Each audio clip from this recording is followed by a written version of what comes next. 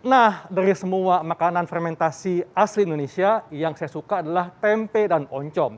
Konon, tempe dan oncom ini selain tinggi protein juga mengandung bakteri baik atau probiotik.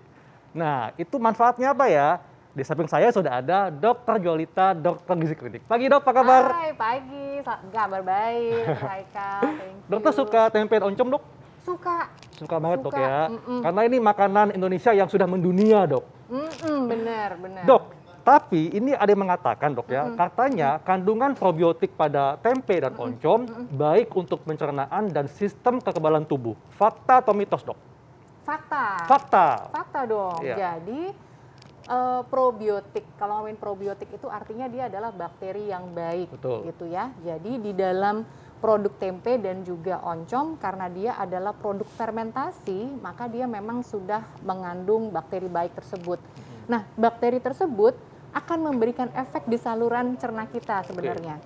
Nah, efeknya itu luar biasa. Nggak cuma saluran cernanya jadi lebih sehat, tetapi juga ternyata dia berinteraksi sama sistem kekebalan tubuh kita, Dr. Haikal. Jadi ada istilah, kalau usus kita sehat, maka sistem kekebalan tubuh kita atau imunitas kita juga pasti akan baik. Nah, bahkan ternyata sekarang orang bilang gut is our second brain. Jadi kayak karena tuh efeknya banyak banget. Iya. Jadi ke imunitas iya, kemudian ke fungsi kognitif, jadi ke otak pun juga iya. Jadi mood pun lebih enak dok ya? Ya, betul, betul. Jadi luar biasa kalau ngomongin yang namanya probiotik, efeknya macam-macam, banyak banget. Wow.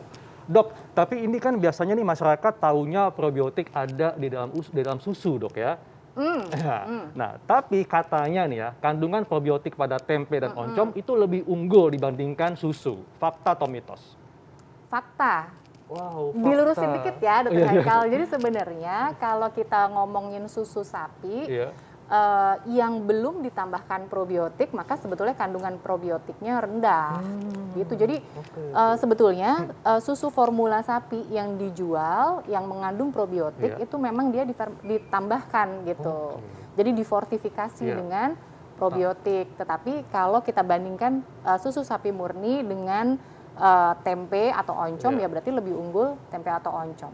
Wah, kalau gitu tempe dan oncom selain murah, secara alami lebih banyak probiotiknya dok ya dibanding susu. Cuma nanti tergantung pengolahan. Nah, ngomong-ngomong pengolahan dok ya, ini ada yang mengatakan kalau misalnya untuk mendapatkan manfaat probiotiknya, sebaiknya tempe tidak digoreng. Ini fakta atau mitos dok? Fakta. Wah, fakta. Padahal kesukaan kita tuh digoreng dok ya? Nah, betul. Jadi di mendoan pula tuh. Betul, betul.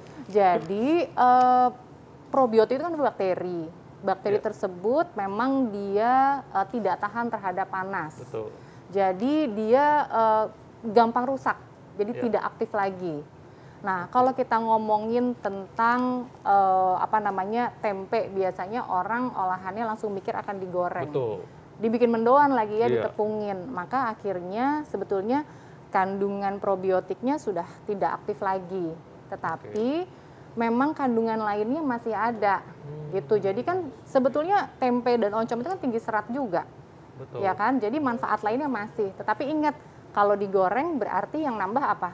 Jumlah jumlah total kalorinya ya. Kalorinya, gitu. Betul. Terus kalau kita mengkonsumsinya tanpa batas untuk cemilan, akhirnya jumlah kalori yang masuk jadi besar. Betul. Gitu, Dr. Haikal. Nah, kalau gitu untuk mendapatkan manfaat probiotiknya sebaiknya tempe diolah seperti apa, dok? Ya. Ada beberapa yang trennya sekarang makan mentah. Tapi kalau saya benar banyak. Serius, ada beberapa pasien saya juga yang makan mentah. Coba deh Dr. Haikal juga lihat-lihat, baca-baca, banyak orang yang mengkonsumsinya mentah. Tetapi saya tidak terlalu menganjurkan karena kan kita nggak tahu ya pada waktu pembuatannya bisa aja mengalami kontaminasi karena namanya ini kan produk fermentasi, bisa ada kontaminasi bakteri lain. Nah, supaya kita bisa mendapatkan manfaatnya secara utuh, maka kita bisa tetap mengolahnya, tetapi mengolahnya tidak pada suhu tinggi. Kita bisa aja jadiin pepes, atau kita kukus dulu, kemudian kita tumis sebentar boleh. Ya. Terus kalau kayak oncom itu kan sebenarnya, wah, udah pernah makan kan oncom lencak gitu ya, dikasih kemangi nasi gitu. tutuk dok, ya kan, ada nasi oncom ya. Betul, jadi nasi tutuk gitu ya. Jadi kita bisa tumis sebentar aja, nggak terlalu lama, tetapi kita tambahkan daun-daunan lain, misalnya kita tambahin kemangi gitu ya biar wangi, tambahin lenca supaya akhirnya memperkaya kandungan nutrisinya, ada seratnya juga. Jadi lengkap dok ya, ada protein kedelainya, ada serat dan probiotiknya. Nah dok, ini ada juga mengatakan kandungan probiotik pada tempe dan oncom baik untuk penyandang diabetes. Aman? Fakta atau mitos? Tapi nanti dok jawabnya. Kita akan simak jawabannya sesaat lagi, tetap di Hidup Sehat. Pemirsa, kembali lagi di Hidup Sehat. Tadi dokter maaf ya, tadi tuh aku habis nyari probiotik, habis belanja tempe buat stok di rumah. Aduh. Tenang, ada pantun buat Intan. Apa dokter Haika? Asik, datang-datang dipantunin. Apa nih dok? Makan siang di warungnya Pak Maman. Cakep. Lauknya tempe, oncom, dan pete seikat. Oh, cakep. Intan, jangan suka sebab senyuman.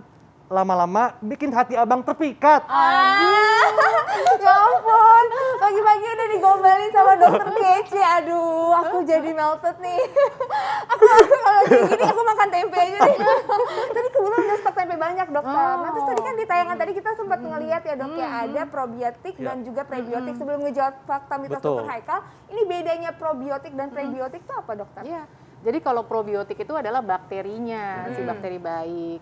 Dia biasanya ada di makanan fermentasi kayak tempe dan oncom ini, di yogurt juga, kefir kayak gitu.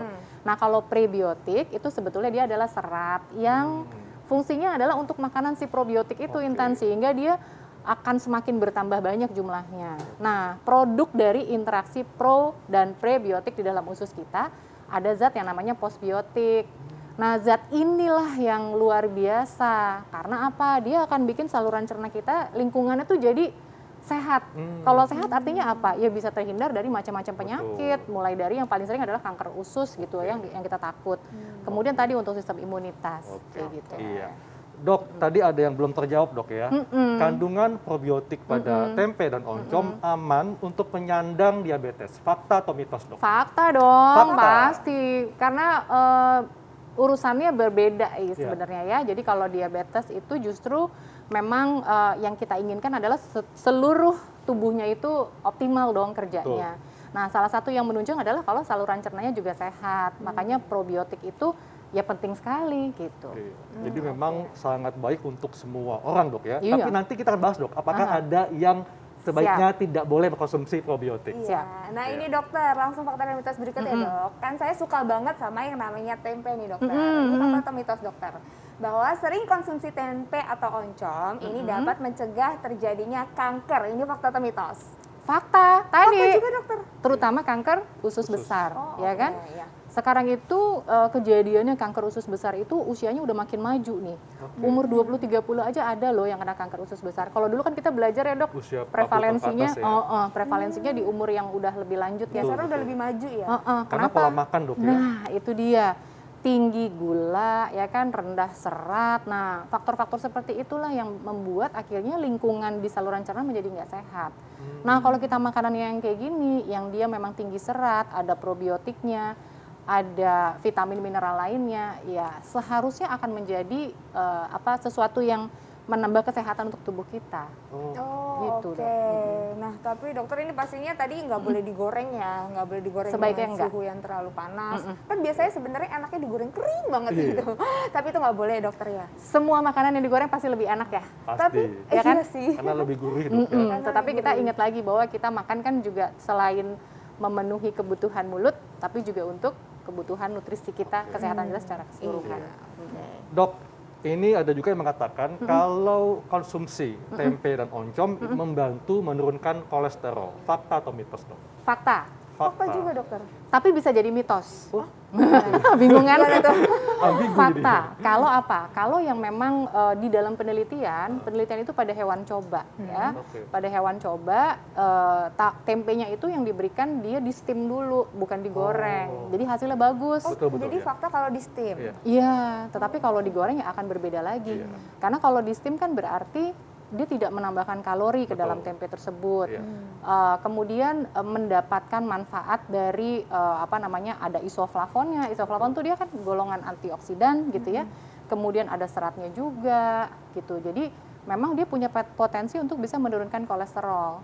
Tetapi kalau pada manusia yang memang kita biasanya makan digoreng, ya belum tentu akan memperbaiki kolesterol dong. Betul. Justru dari proses penggorengan Iya. takutnya naikin kolesterol ya. Oke. Justru tapi- kalau digoreng menambah kalori dan menambah lemak jenuh dok ya, jenuh malah ya. meningkatkan kolesterol nantinya. Oh, iya, jadi kita makan di steam aja ya, karena itu biar dapat manfaatnya. Nah dokter, ini kan ada tempe, ada juga oncom. Nah kandungan dari masing-masing gizi yang ada di dalam tempe dan oncom itu apa, dan mana yang lebih baik dokter? Kalau pertama ya, kalau yang lebih baik tempe, karena Oh, tempe. tempe itu kan dia memang dari kedelai. Iya. Tetapi kalau oncom, kalau yang banyak banyak beredar, oncom itu kan dia dibuat dari ampas tahu, ampasnya. Jadi kandungan proteinnya lebih rendah. Jadi kalau kayak 100 gram tempe, misalnya 100 gram tuh kira-kira segini ya, 100 gram tempe, dia itu mengandung protein bisa sekitar 13-14 gram.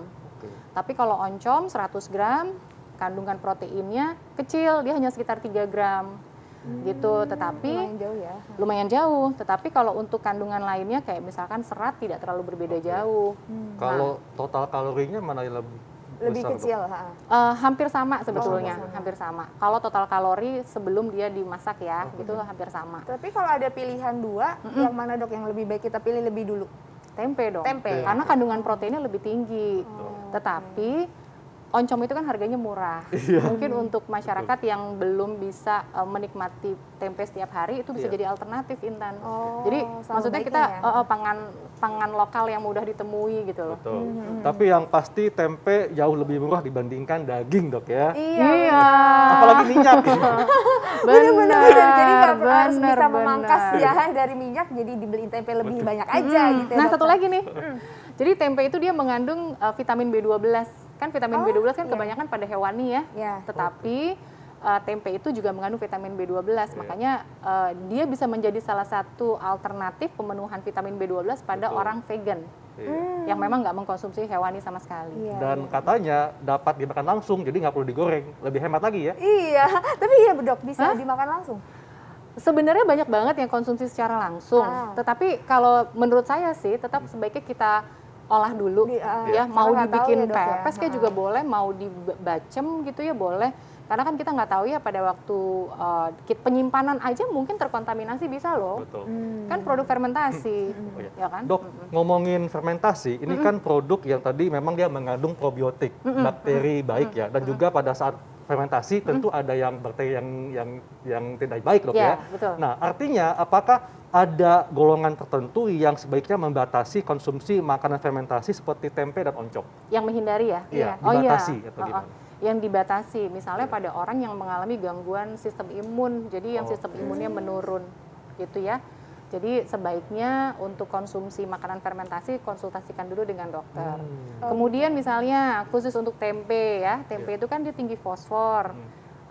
Pada orang yang punya gangguan ginjal, misalnya gagal ginjal kronik gitu, karena dia harus membatasi asupan fosfor, maka sebaiknya untuk asupan tempe juga harus dibatasi. Mungkin kalau bisa lebih tepat, konsul dulu deh sama dokter spesialis Kalau ada gizi. penyakit Berapa yang banyak yang dia bawaan bisa ya. makan.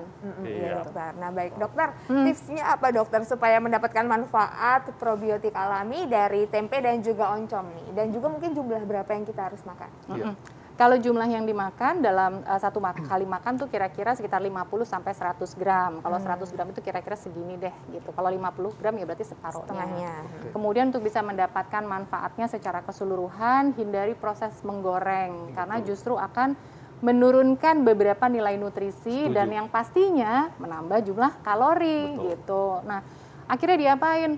Boleh kok ditumis. Sebelum ditumis kadang-kadang ada orang yang sebelum ditumis, Dok, tempenya digoreng dulu, ya jangan digoreng, kukus aja, kan bisa ya dikukus, Iya, benar-benar. habis itu baru ditumis. Atau disangrai juga bisa ya, Iya tanpa betul, minyak. betul.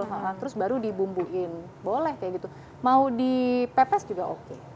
Oh gitu, jadi cara pengolahannya harus diperhatikan ya Betul. dokter Eka. Jangan cuma jadi combro aja. Oh, iya. Coba digoreng lagi ya. Oke, makasih dok. Sama-sama. Untuk informasinya. Terima kasih banyak Oke. informasinya. Wah, jadi kita mesti bangga Intan ya karena makanan khas Indonesia seperti tempe dan oncom itu mengandung probiotik dan lebih tinggi dibandingkan susu. Iya bener banget dokter Haikal. Dan tahu nggak dokter, kalau di luar negeri tuh ya tempe mahal banget kan harganya karena Betul. susah kan, dan mungkin banyak orang juga sudah tahu bagaimana manfaat baik dari tempe ini. Iya. Makasih banyak dokter. Nah pemirsa, tapi dokter Haikal dan juga pemirsa ini pasti sering banget kayak mikir masalah tidur. Betul. Tidur itu kayaknya berpengaruh banget sama kesehatan Iya. kita ya dokter Haikal ya? Apalagi ya kalau tidur tiba-tiba mikirin cicilan. Wah, Nah, itu nggak bisa tidur dokter. Nah, Itu itu pasti susah itu begadang. gangguan tidur. Itu jadi salah satu gangguan tidur nggak sih? Kadang-kadang tuh kan juga kalau misalnya udah terbiasa jam di atas jam 12 malam misalnya. Terus nggak bisa tidur cepet atau ada gangguan-gangguan lainnya dokter? nah kita akan bahas nih ya, karena tidur ini akan berdampak kepada kesehatan kita, Intan. Wah, kayak gimana tuh dokter? Ya, kita akan bahas sesaat lagi, tetap di Hidup Sehat.